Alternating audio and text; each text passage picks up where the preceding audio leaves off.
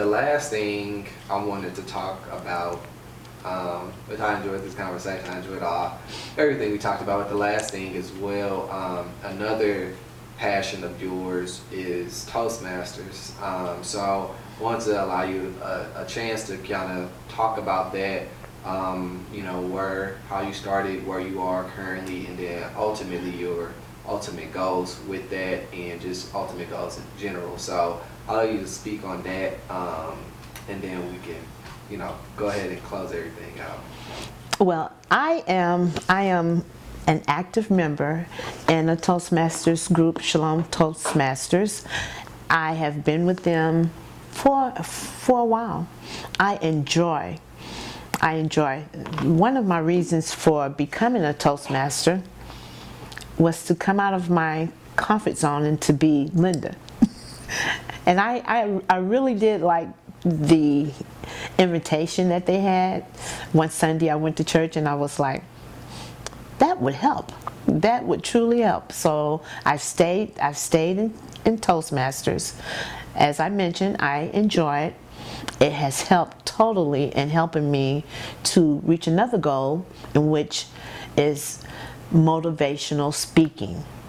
I want to be a motivational speaker to ensure that I know how to communicate while looking at the camera, while looking directly at my audience, while being able to move at various times, to be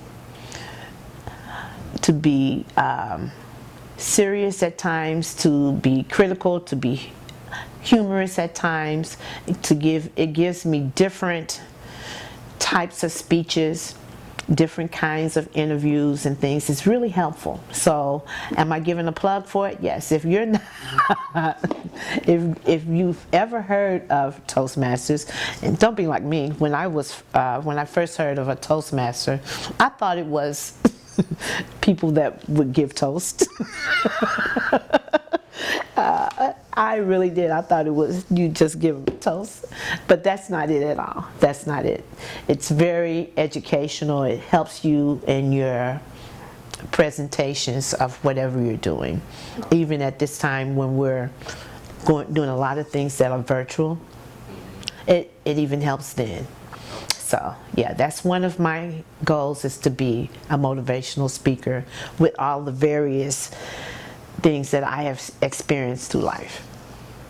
I think that's good, and good to promote and to encourage people, because I know public speaking is like one of the, I think if not the top, the last time I checked, I believe it's like the top fear of people. So encouraging people to do that, I think is important, because public speaking, it can be, depending on your field, it can be important, or you just never know when you may have to do that. So right. I think we all could spruce up on our public speaking skills, and I think that it was a helpful tool, having Toastmasters. So thank you for sharing that, because I wasn't really informed about it until you mentioned it. So I think it's important for resources like that we have available in our community for people to know about. So you just never know. So you can come to one of our meetings too.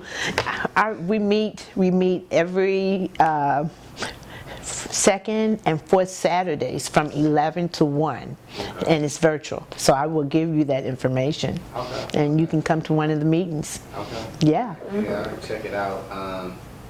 In my field, I guess I work in education, so it's, I do a lot of public speaking. Oh, okay. Well, I wouldn't say a lot, but there's opportunities too, or assemblies, or parent meetings, and things like that, staff meetings. So that's something I think we can always work towards. Yeah. And try to get better at. So definitely will work on, maybe check it out, even with this interviewing. So yeah. So. Believe it or not, when I was between the ages of 2, 3, 4, 5, my older brother had to translate to my parents and everyone that listened to me of what I was saying. Oh, wow. They had to translate.